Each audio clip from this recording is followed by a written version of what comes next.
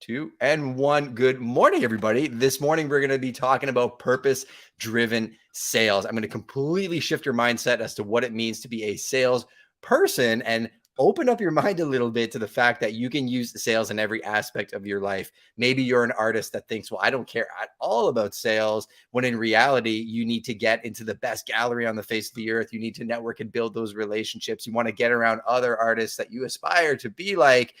This list of 10 tips on how to sell better will apply to your life. If you're a brand new agent watching this and you're like, man, I'm calling Facebook leads and they suck, they are not converting, I'm going to teach you how to actually convert them. And if you're somebody that is super experienced, I think you're also going to get value from this segment because the market is definitely shifting and the way we are selling in 2023 is going to completely change from what it was from, say, 2017 to 2022. And I'm getting back to the basics.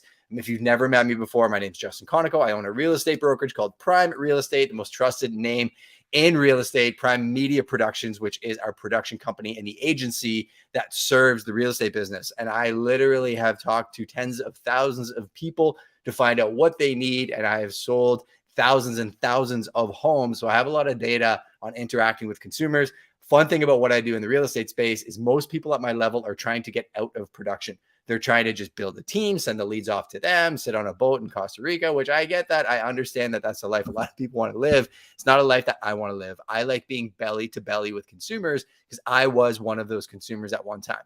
I found that whenever I looked for a real estate agent, I get the same thing. They'd plug me into a portal. I'd find my own property. They open the door and I'd kind of get a lackluster experience. I go to sell my house. I get 3 agents that tell me what my house is worth. They all tell me, well, your neighbor's house sold for this dollar. Put a sign up. Maybe it gets multiple offers. Maybe it doesn't. If it doesn't, it sits on the market for 4 months. They don't communicate with me until it's time for renewal. Then they call me and all of a sudden they have a whole bunch of leads and they want to re-sign my listing. Wasn't enough for me. I really wanted to be somebody that was known as a practitioner, somebody that was very accessible, and somebody that was actually in production. So everything that I teach you on this channel is stuff that I'm actually physically doing myself. Yes, I have a massive team behind me. We have a huge territory and a global referral network. So if you're looking for an agent anywhere on the planet, literally send me a DM. I will hook you up with some of the best and brightest people on the planet. But I want to get around practitioners. I want to learn how to sell, and I really want to break it down for you. So let's get right into it. So the number one thing that you need to do before we get into my top 10 lists of things you need to focus on is you need to know who you are and what you're selling and who you actually serve, right? I think that was something I struggled with for a very long time when I got into the real estate business. I just wanted to sell a house. We were known as the closers back when I started over a decade ago. And it's funny that my wife and I joke, we were in a very rough market. There was like average days on market was probably 4 months. And when we were selling, we were joking that we would get a listing, but it was like no buyers were anywhere. We couldn't find them because that's just what the market was. So we should have been known as the listers, not the closers.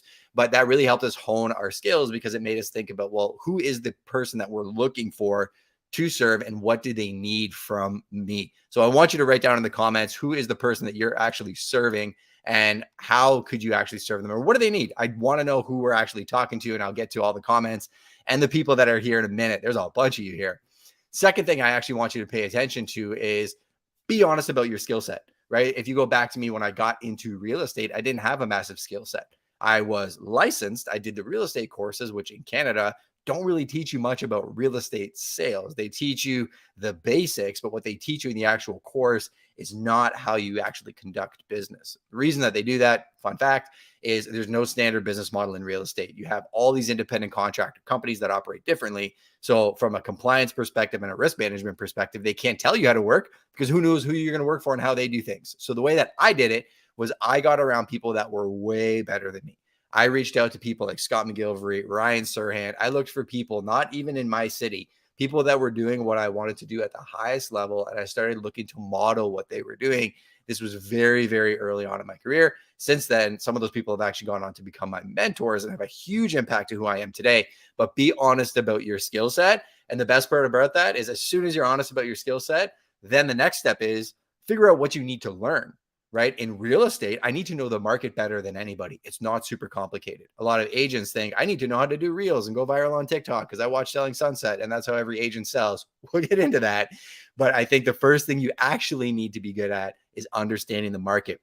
If you're selling custom sneakers, know your market. Know what those Jordans are trading for. My father-in-law sells classic cars. If you're looking for classic cars, we can hook you up. He knows his market better than anybody else. Better than anybody else. When I'm looking for a 1975 Bronco Resto Mod, I know who I'm going to call without even batting an eye because he is a master of his marketplace. So you want to put time into your calendar to learn the market. Little super hack for you.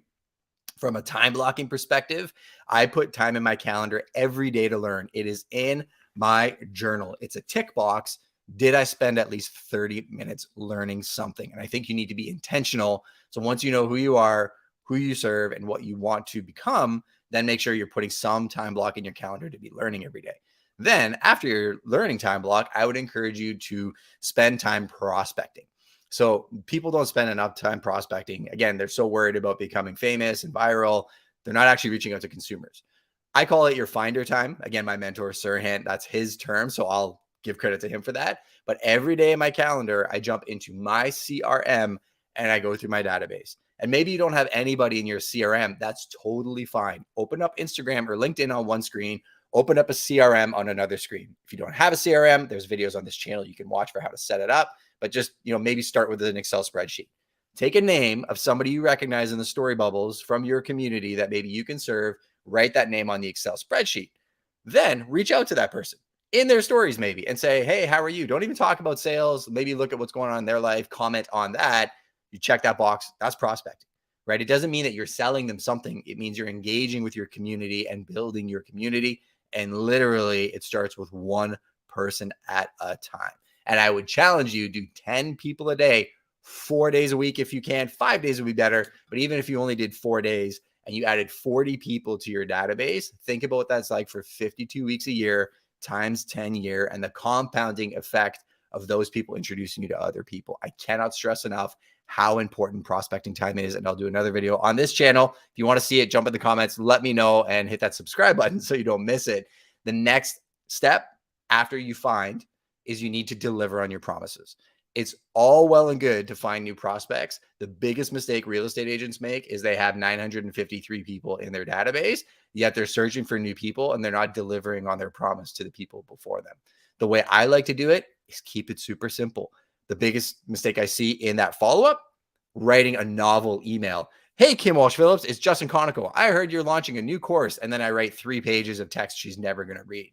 Instead, I would write something like, hey, Kim, heard you're launching that course in 2023. Can I help? ? I'm probably going to get a 60 to 70% response rate to an email like that versus a novel. So think about your prospects the same way. Hey, Jim, are you still in the market? Hey, Jim, are you still looking to sell your home ?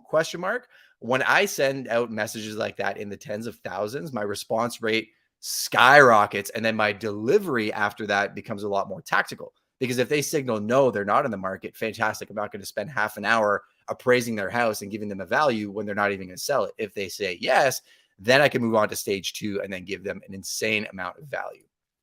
So let's break it down. 10 other tips that I can give you in terms of how to sell more effectively. The first tip is a little bit counterintuitive because it's going to bring in the people that you think you don't want to talk to. And I'm talking about the industry. A lot of times people are scared to network within their industry because they think that those people are going to take food off their plate. That is a scarcity mindset. I can tell you, even in the real estate space, one of the most competitive spaces on the face of the planet, the more I network with my own industry, the better I'm actually serving my clients.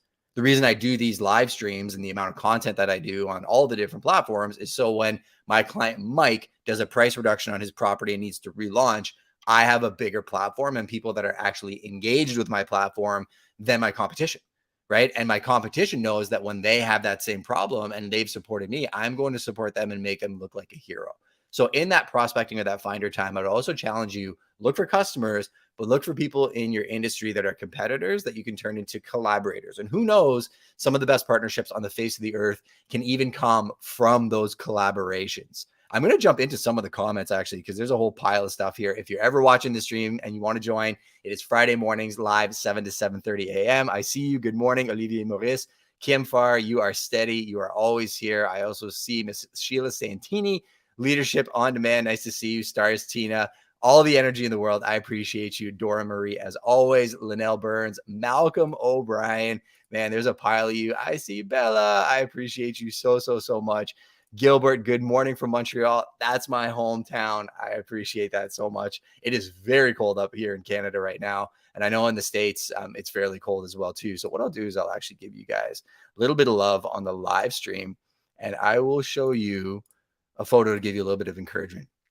So I love photography. I took this photo. This is actually right near where I live. And yes, Canada does have beaches. For all of you that are dealing with Celsius and minus temperatures right now in the States, I wanted to give you a little bit of warmth, but let's go to the next step. So let's talk about social media and online marketing. So once you've established, you're building your network, you're adding all these people to it. I think one of the most effective ways that you can actually sell these days is using online marketing and social selling, right? I talked about purpose-driven selling.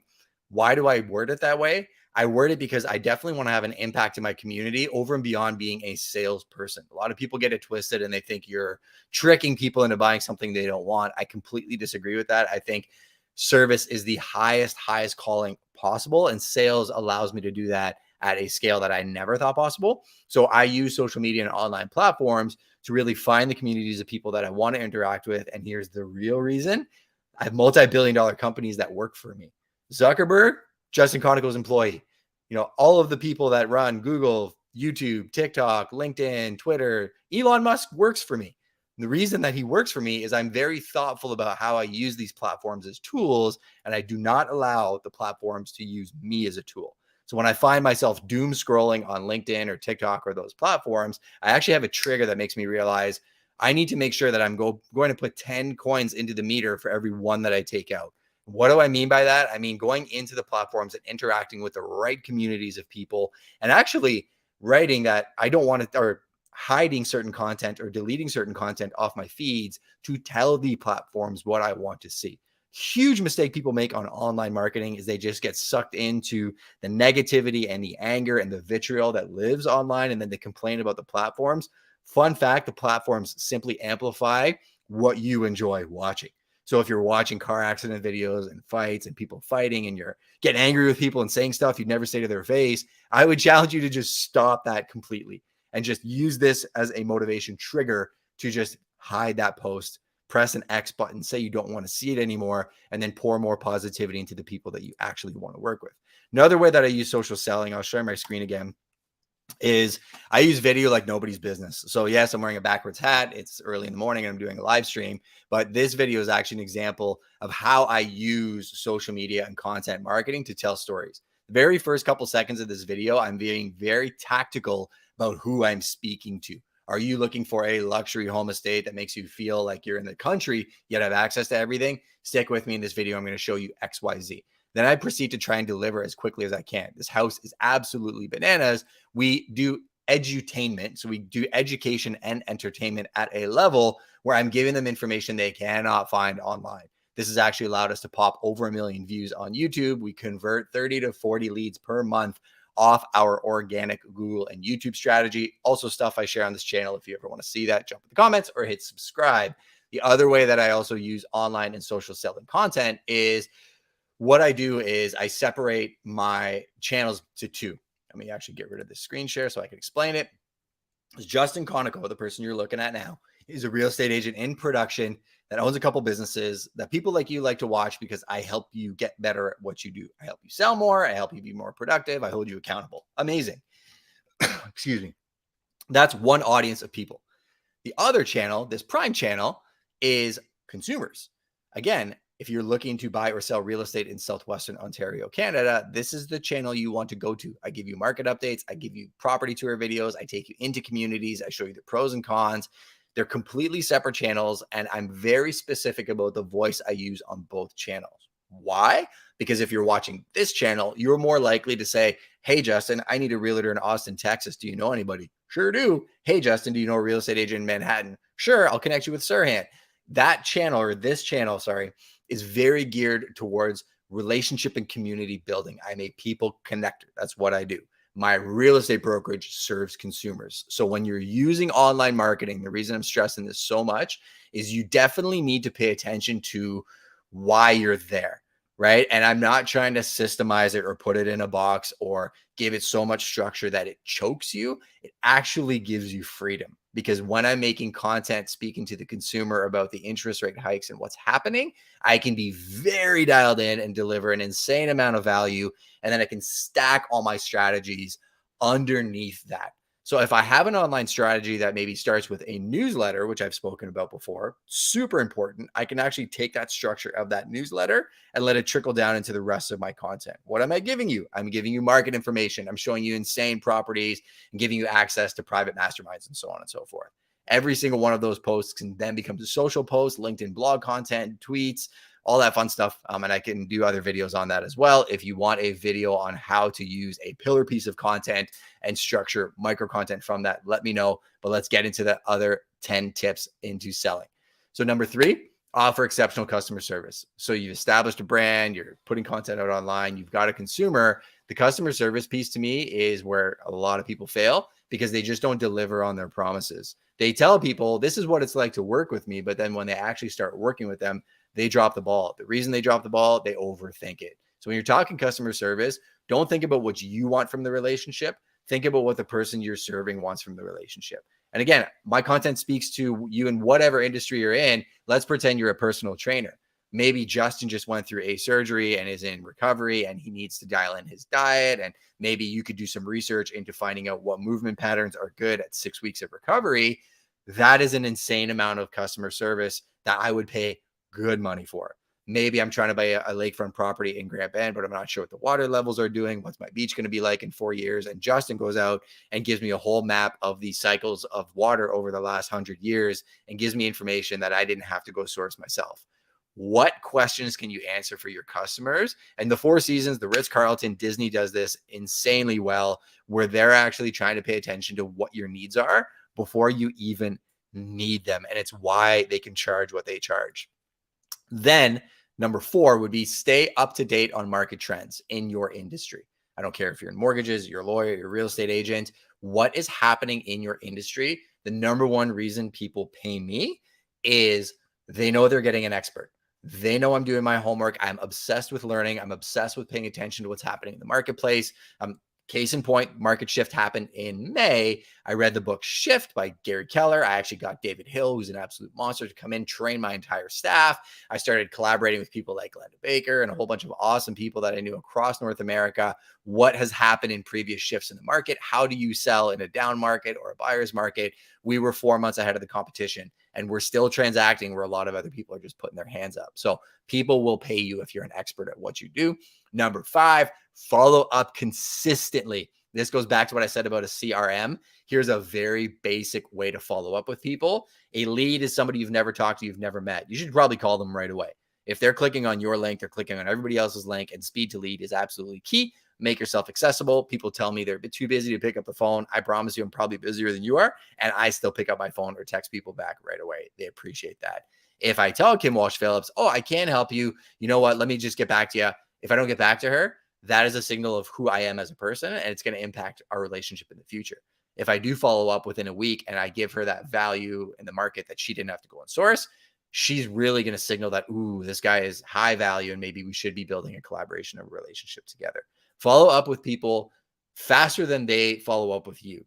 Biggest issue you can have with a seller is they're asking you for an update. They are paying you because you're an expert and to keep them updated as to what's happening. And sellers quite often feel like they have no idea what's going on. They have no impact on the sale, and it is the biggest asset that they have, and it's super stressful. Jump in the comments and let me know if that's ever happened to you. Number 6, utilize referrals. Your past clients are one of your most powerful tools. Turn them into super fans.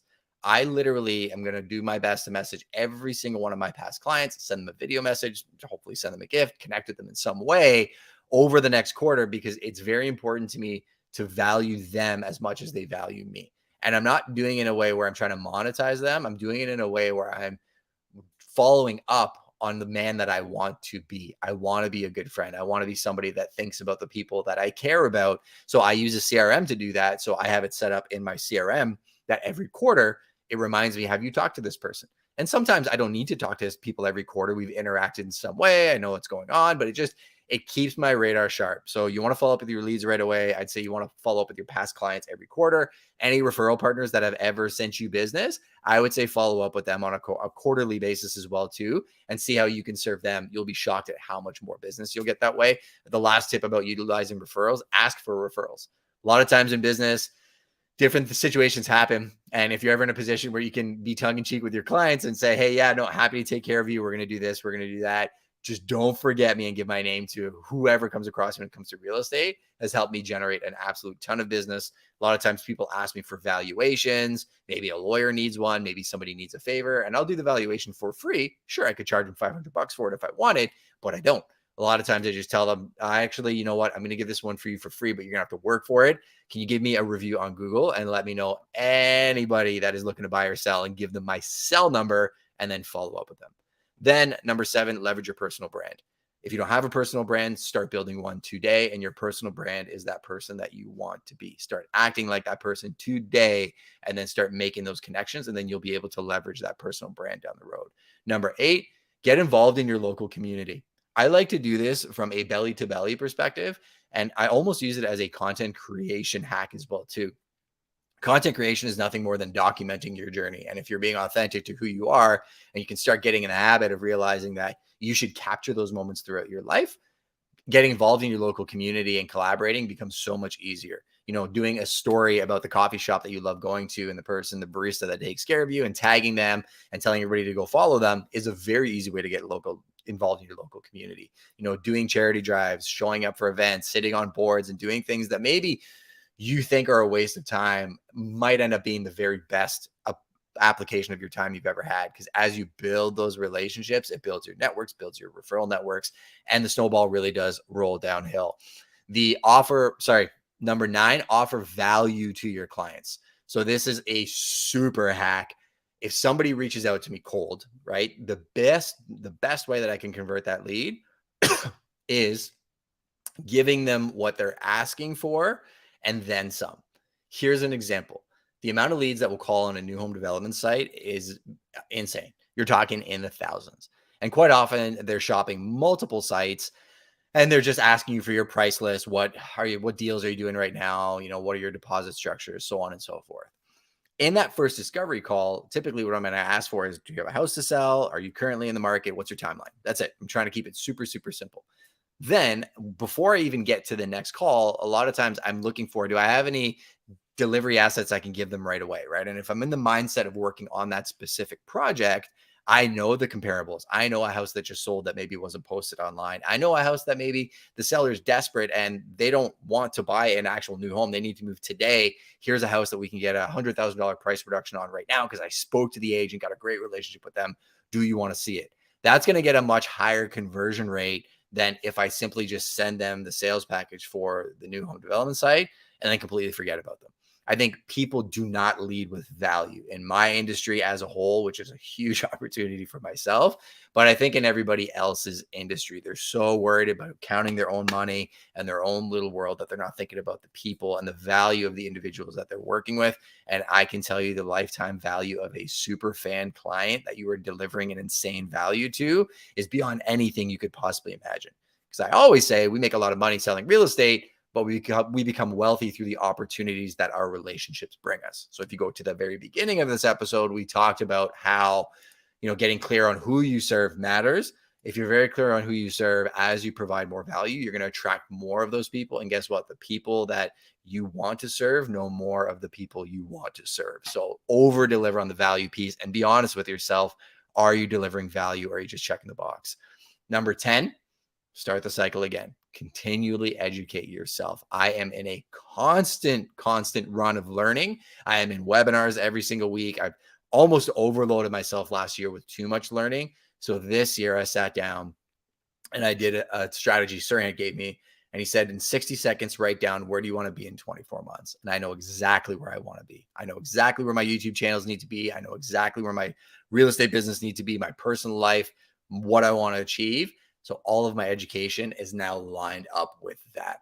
Jump in the comments. Let me know what you're looking to educate yourself on. I would love to know. And you can actually go to my podcast to educate yourself on a lot of the topics that we discovered today. Bobby Umar's got over 600,000 followers on LinkedIn and Twitter. Absolute monster. He did a whole segment last week. The replay's on YouTube, but if you like audio, you can go to the audio podcast.